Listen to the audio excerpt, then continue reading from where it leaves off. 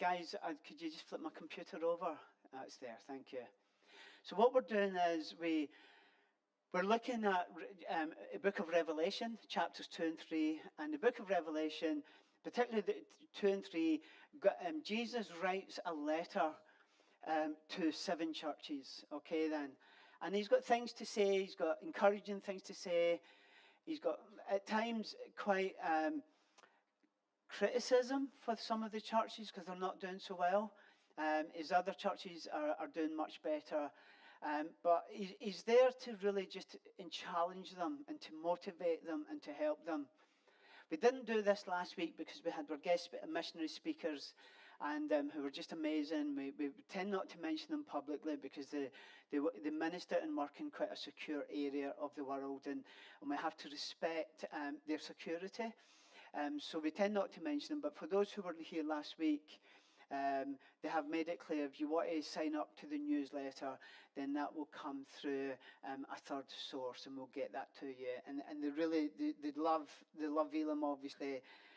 They were a part of our church when they were here as students, and they've gone out into the mission field. So we're going to look at the second of those churches. And but just to get an overview of all the letters, all 7 letters have the same characteristics. And I won't go over this every week. This is the second week for this wee bit of an intro. So all the letters have the same formula. I can't to describe the person who's sending the letter, it's Jesus. So Jesus always says something about himself, the Alpha and the Omega, the first and the last, the one who died. And so he always says something about himself to remind each of those churches about his supremacy and his kingship and who he is. And then he either gives them a compliment or a criticism. Some of the 5 of the churches get a compliment and a criticism. Only 2 of the churches don't have any criticism, and only 2 of the churches don't have any compliment. Okay then, but 5 of them get a compliment and a critique as well. And then Jesus follows that up with a command of what each church has to do in order to go to the next level. And then he tells each of those churches that they have to remain faithful and they have to remain committed. And then at each letter, there's this little phrase, let the churches hear what the Spirit is saying to the churches. And I put out a call to you 2 weeks ago and asked you to do me a favour. And in your prayer times, if you could ask God what it is he's saying to York, Elim. Because God doesn't just want to speak to the churches in Turkey 2,000 years ago.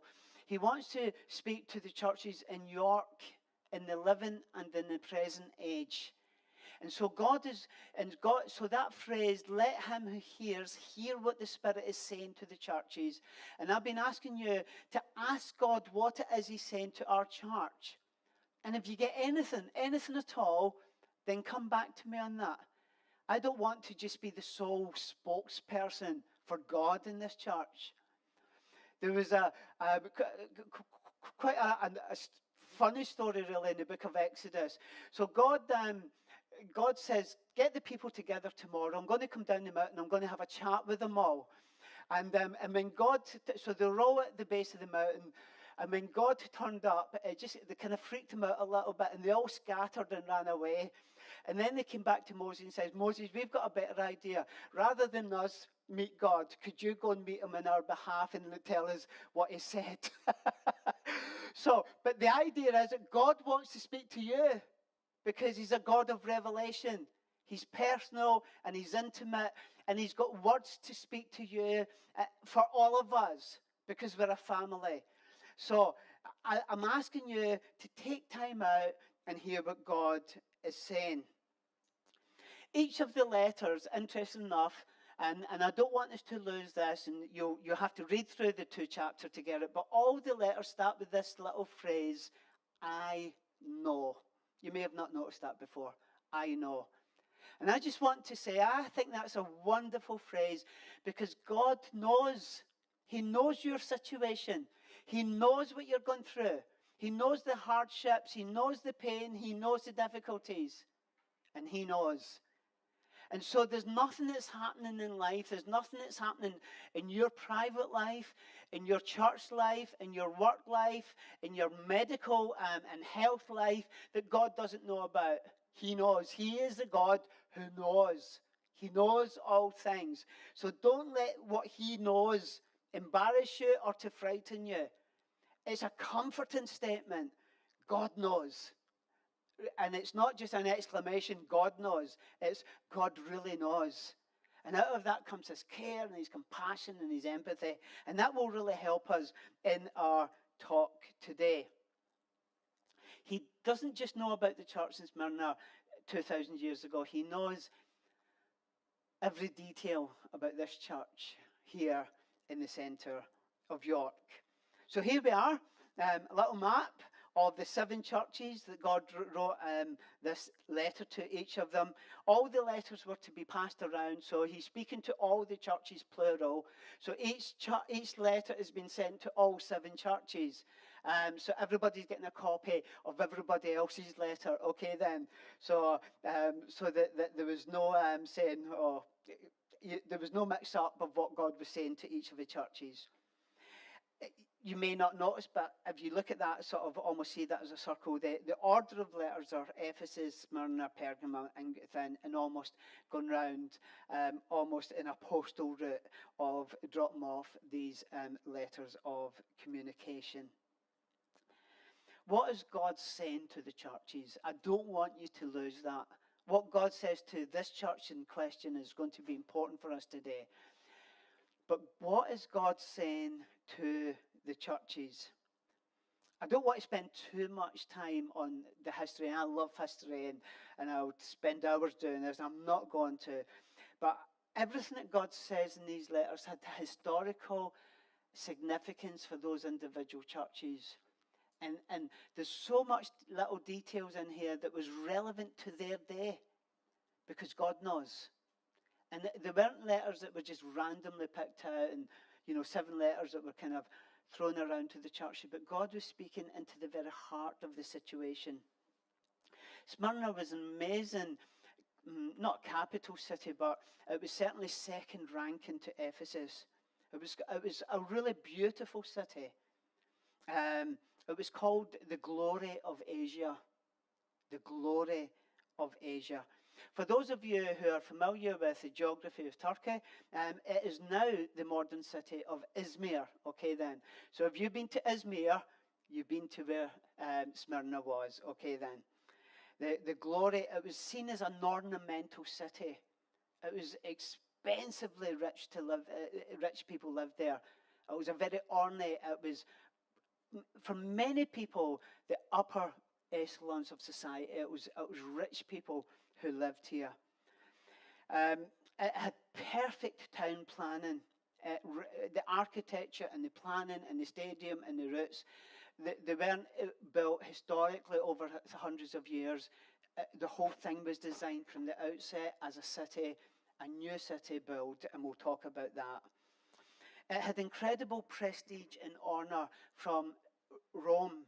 Rome gave it the freedom of Rome, which means they could have their own proconsuls and their own legal teams and their own governance as well. It had a very, very, very large Jewish population, and that's important for us today. The wealthy, the prosperous, and the successful. Now, take note of these 3 words that I have used. Wealthy, prosperous, and successful. Because that's not where the church was at. The church was in a completely different stage, but in contrast to the people who lived in the city. And again, very important aspect, and I won't hang too long on this, the emperor worship, and this is why they had this special status from Rome. They were really into emperor worship, really into lordship towards the empire and the emperor. And we'll come back to those issues. Why? All of those issues for us today is really important in our study in terms of the history, the geography, and the makeup of the city. It was perfectly designed from the outset. The theatre held about 20,000 people. The shops, and you can just see the top of these little shopping stalls, were built underneath the stadium. And so you could go underneath and do your shopping when you went for a day out. And they were massively into these sporting events, almost like the Olympics, on a regular basis. Again, very important to our study today. And so people went to the main centre for sporting events, and they did their shopping, and it was planned meticulously. And these are these little shopping precincts that are all around the main stadium. What's really important for us is that Smyrna did exist up till about 600 BC, and then it was just set on fire. It was completely obliterated, and it lay dormant for 400 years, just in ashes and ruins. And the Greeks decided to rebuild the city, okay? And it was almost said of the city that the city was dead and had come alive again. And that's why they were able to build the city from scratch, because the Greeks decided they were going to literally plant a city. And so the buildings, the architecture, planning, everything was built around this new concept. And what was dead had been brought alive again. And the context of that, again, is very important to us. Emperor worship, the temple to Zeus, to Cybele, to many of the Roman gods and the Greek gods. And so worship, idol worship was massive in the city. Here we have a picture of modern day Izmir, and you can see now that it is, again, around about, I think, 186, there was a massive earthquake which stopped the city again about 200 years into it. And then it's been rebuilt again and brought back to modern life as the city of Izmir. So in 2 times, it is really, the whole city has been wrecked and revigorated. And that's really important for our study. So let's look at the letter that God sends to Smyrna, okay then. And if it was in today's world of social media, he may have sent them an email, okay then. So the email is to the church in Smyrna. York Elim, get a copy of it. Okay, Elim headquarters, get a copy. Okay, and it's from God and to the churches.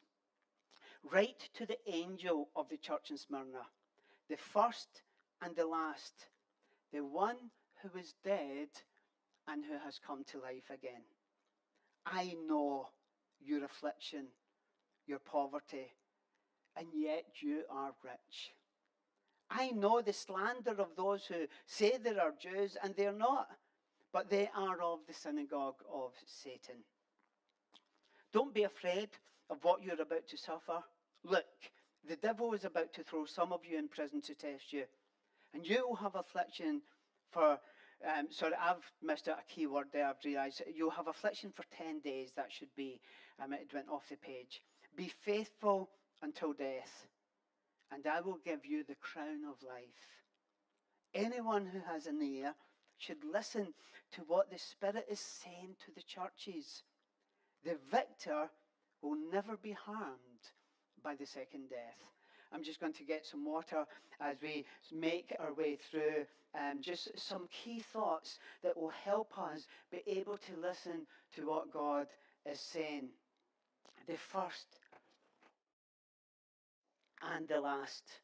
The one who was dead and who'd come to life. This would not be lost in the inhabitants of this great city that had come to life again. Having been buried with him, Paul, writing to the Colossian church, says, we, having been buried with him in baptism, are now raised to life. So this idea of renewal, both for this city and for these Christians, is imperative to encourage them and to help them keep going. That God is a God of resurrection. God is a God of renewal. God is a God of replanting and rebuilding and redevelopment. And the inhabitants of this city, there would have been a double whammy, a double message for this. And this is why this emphasis of renewal and new life is of such importance. Destroyed in 600 BC, restored and brought back to life around 280 BC by the Greeks. The first and the last. And I just want us to hold on to those thoughts. He who was dead is now alive. And so Jesus is saying, whatever you're going through, and he's going to have to say some difficult things to this church. There's no criticism of church. They're going to go through a hard time. A bit like our present situation that we're being told all the time in terms of inflation. Jesus has to write to them and saying things are bad, but they're going to get worse before they get better. And I know that is a bit of nobody wants to hear that in the times we're about to go into recession, where inflation is going through the roof. People are feeling discouraged. People are feeling that something is dying within them. And Jesus, the great resurrector, has come into their midst. And he's saying, I know what it is to die, and I know what it is to be alive again. And I am standing in your midst, and whatever you have to go through, I'm going to go through it with you. I'm going to carry you, and I'm going to help you, and I'm going to encourage you. The writer to the book of Hebrews says, we do not have a high priest who is unable to emphasize with our weaknesses, but one who is able to intercede for us. And he has been tempted in every way, just as we are, and yet he did not succumb to sin. But Jesus knows how hard it is. Fundamentally, that's what he's saying. He understands and he empathizes and he cares. He gets it. He knows. Jesus knows what you are going through. And he has to say to them, guys, don't give up. Be faithful. Stay the course. And we live in our context in these days is very much as people are very short-sighted. They live for instant pleasure. They live for the moment. If something doesn't work, they move on to the next thing. And Jesus is saying, don't do that. Stay the course. Fight the good fight. Hang on in there. And for some of you, the end may seem disastrous, but it's not. It's the beginning of life. For anyone who does not take up his cross is not worthy to follow me. And it's difficult for those of us who live in the West and with as much Christian freedom as any era has ever experienced. But there are people today who will die because of their faith. A persecuted church. They will have to make decisions and they will have to give up their lives for the King. And for many of us, we live in relative comfort. There is a likelihood that persecution can come through political oppression and through the distortion of biblical message, that we will have to make, our movement and our churches will have to make difficult decisions in the future. And so even though we live in a time of relative safety, it's becoming more difficult for the church to have a voice. But I don't think that's going to get any easier in the future. And Jesus is saying to you and I, and to our movement, and to the church in the West, don't give up. Don't be discouraged. Keep on going. There are three things I just want to draw out and hopefully take 10 or so minutes to do this before our conclusion. Jesus talks about their afflictions. He talks about their poverty. And he talks about being slandered by the Jewish community. We have to talk about that. And the word for afflictions, afflictus, is to do with pressure. It's pressure points. And I think we all get this because people are feeling incredibly pressurized. So the Greek word means pressure. These afflictions are putting pressure on the Christian believers. And in our society, and even within our own ranks and in our own church, people are just feeling pressurized. They're feeling almost breathless. And how are they going to cope?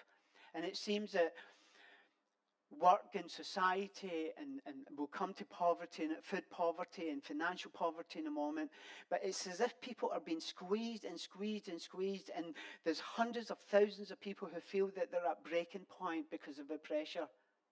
And Christians are not exempt for that. Christians are just the world has changed considerably. And it wasn't just COVID, that COVID and the change of expectations and demands upon our lives has changed considerably.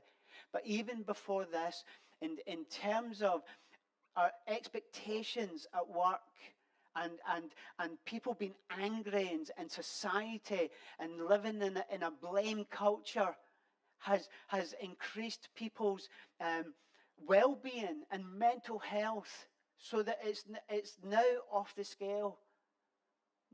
More and more people don't know where to turn to. And Jesus is saying, I understand the pressure. I understand the affliction that you're under.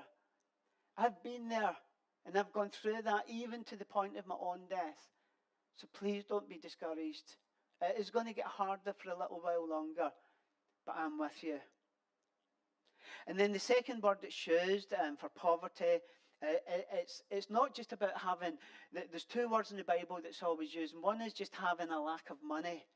But the word that's used here is destitute. Real poverty, real hardship.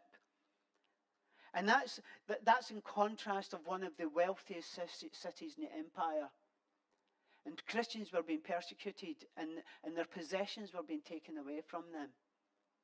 And they were really running out of resources, and people were starting to starve. And what was happening in Rome with Nero blaming the Christians, this was filtering out. And the Jewish people didn't want to get caught up in that critique, and so they decided to begin to slander the Christians. Things like about cannibalism, because Jesus said, you need to eat my flesh and drink my blood, and the fact that, and then there was another thing going around about Smyrna, is that they were atheists because they didn't believe in any of the Greek or the Roman gods, and so they had to be atheists. And they didn't believe in government or authority, and so they were really seen as people who were anarchists, and the pressure was on. And Christians were feeling afflicted and pressurized. But that meant that they could hardly buy or sell or to govern their own financial lives properly. Christians were becoming poorer and poorer and poorer to the point of being destitute. And then the final area, to slander. The word is blasphemia. People were blaspheming against them. Speaking against Jesus, speaking against their faith. And all of that was just taking its toll.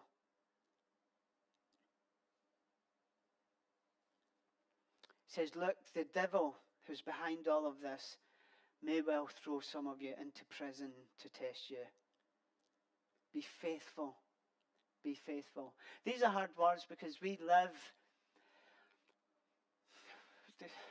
COVID has perhaps reignited how fragile life is and reminded us how fragile. But death was a common, if you were in jail, you were probably in jail waiting to be executed. And Jesus is saying, don't be afraid, because I'm with you. And the second death that these persecutors will have to go through, you won't have to go through that. You will enter into life.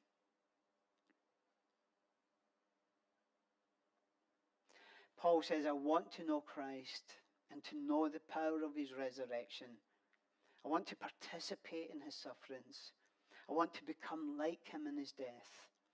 I want to attain somehow to know what it means to be resurrected from the dead. And this is our faith. This is our journey together. It is hard being a Christian sometimes. People don't understand what we're going through. So we have all of the regular social problems that society has gone through. But then we're supposed to be worshiping a God who will look after us, and it seems that life doesn't always work out like that. And it throws our faith, it causes us to fall into times of doubt. Jesus doesn't promise a rose garden.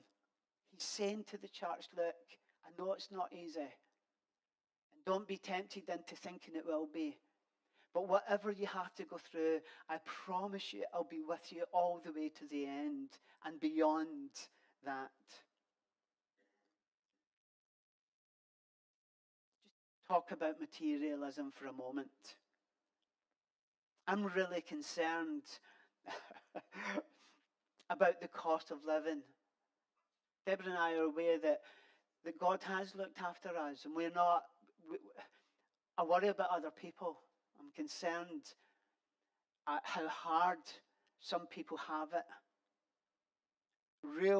People are falling into real fuel poverty, and they're falling into food poverty, and our society at the lower end is beginning to crumble.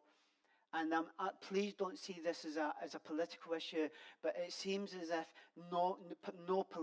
there seems to be no political answers, and to people to really understand the hardships that's going on.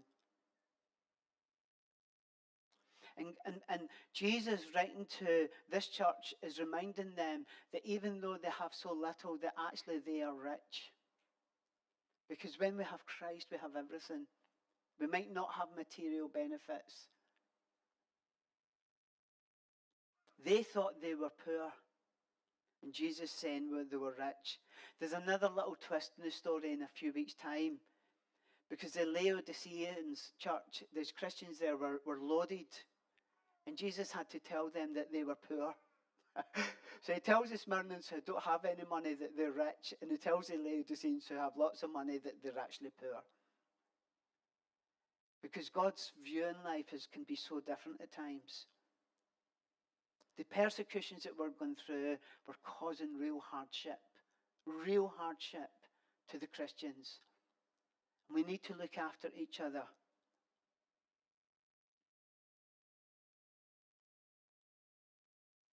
Come back to this third point about slander. Let's not be the fifth column. The devil's hard at work slandering his people, God's people. But let's not be critical of each other. Let's not be slanderers of the people of God. Let's build one another up in the faith. Let's encourage each other. Let's move into the opposite realm. Let's hear what Jesus is saying and encourage one another, especially as this day is approaching. I know your afflictions. I know your poverty. But hear what I'm saying. You are more rich than you could ever imagine. I know the slander of those who say they are Jews. And we need to be careful that we don't use phrases like this for our own sort of internal processing that Jews are bad people. We have to be very careful that we don't get into anti-Semitism because there was tensions in the early church. The gospel is for everyone. And we need to pray for all peoples, particularly between the Jewish and the Arab world, that God in his greatness will make himself known. But we have to stand with those who are suffering. We have to stand with those who are struggling financially. And all of these things that have been said to this church are relevant to our day and in the world in which we live. And if you do this, I will give you a crown. The crown of victory. Smyrna was an amazing city. And as you come into the city, they'd built the city almost on the side of a hill. And they designed it to look like a crown. And that crown, that wreath that you could see as you come into the city, was really to put on public display the wreath of sporting games. And so, you went here for these sporting events, but as you come into it, you could see this shape, this crown, this victor's crown, in the way that the architecture and the outline of the sky had been built. And Jesus says, I will give you a crown. It's not lost in these people who felt that they were losing the race, who felt that they were faltering. And Jesus says, keep doing it and I will give you a laurel. I'll give you a crown that will last for eternity. Blessed is a man who perseveres under trial, because when he has stood the test, he will receive the crown of life. More Christians have died of their faith this century than in all of Christendom. And for those martyrs, they have a crown of life. But perhaps for those of us who may not actually give up our physical life, there is still a journey of hardship ahead. Please don't be discouraged at those words, because God says, I know, and I am the one who is dead and has come back to life. And with God's presence and God's power and God's enablement, we will get through this together.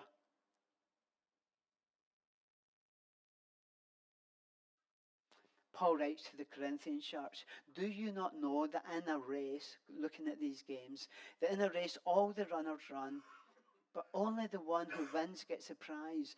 You run in such a way to get that prize. Everyone who competes in the games goes into strict training. They do it to get a crown that will not last. But we do it to get a crown that will last forever. Therefore, I do not run like someone running aimlessly. I do not fight like a boxer beating the air. No, I strike a blow to my body and I make it a slave, so that after I have preached to others, I will not be disqualified from the race. The game is on. The gauntlet has been laid down. The starting pistol is ready. And it's time for us as a church to rise up and whatever hardships come, to look towards the perfecter and the captain of our faith. Allow me to introduce you to one of our earliest church fathers, Polycarp. Polycarp was a disciple of John the Apostle. John mentored him. We have that very clearly in church history. In fact, we have that through Polycarp's writing. Polycarp is an old man now. He now was the bishop of Smyrna. This is after they had received this letter, a good while after. Polycarp, a disciple of John the Apostle, and don't forget, John is the recipient of these letters, so such an important connection. And Polycarp was martyred in Smyrna on the 23rd of February, AD 155. It was a time of the public games, the sporting festival, and the crowds were excited, and they were shouting in unison, away with the atheists, away with the atheists. Let's search for Polycarp. Now, Polycarp had been told, and he could have fled the city, but he stood with the saints. He stood with his people.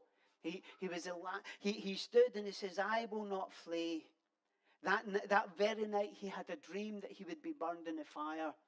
And he could have fled because of that dream. But his people were being persecuted. His church was under the cosh, and he stood with them.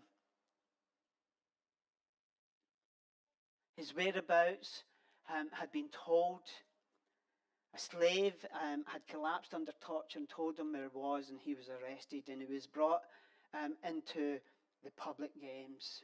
Even the police captain who had arrested Polycarp didn't want him to die. And he said to the old man, what harm is it just to say that Caesar is Lord? What harm is it just to recant and you will have your life? And he entered the arena. And there came a voice, we're told, of saying, Polycarp, be the man. Be the man. And he was asked to recant by the proconsul.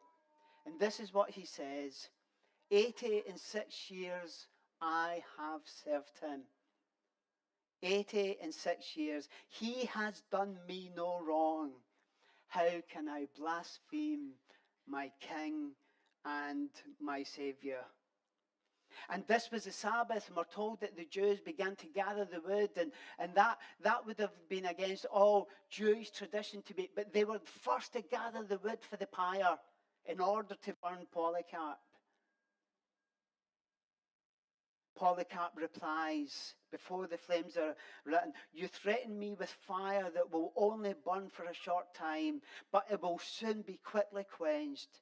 But you do not know the fire that awaits the wicked in the day of judgment. So why are you waiting? Come, do what you have to do."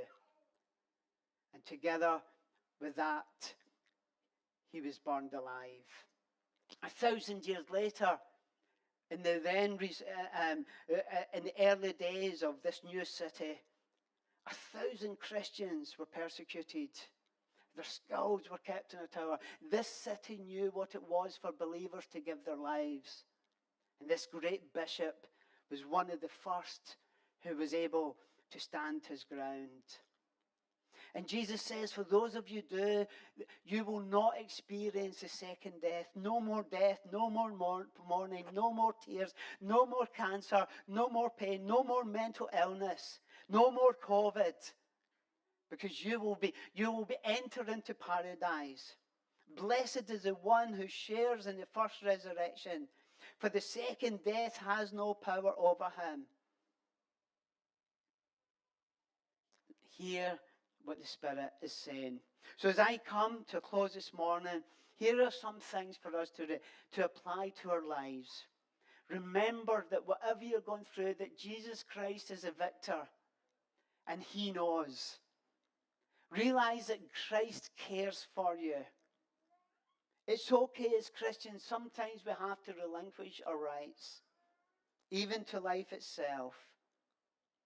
And it's time to pray against the devil who opposes the people of God, and to stand and enter into times of prayer and warfare. But remember above all things that Christ has promised us that he will be with us till the very end. And I remind us of those final words in this great letter. Hear what the Spirit is saying to the churches. So listen, tune your ear in and ask God, ask him, what is he saying to York Elim? And let's gather that information together and go on a journey as a family. Adam, would you come and lead us in a time of worship?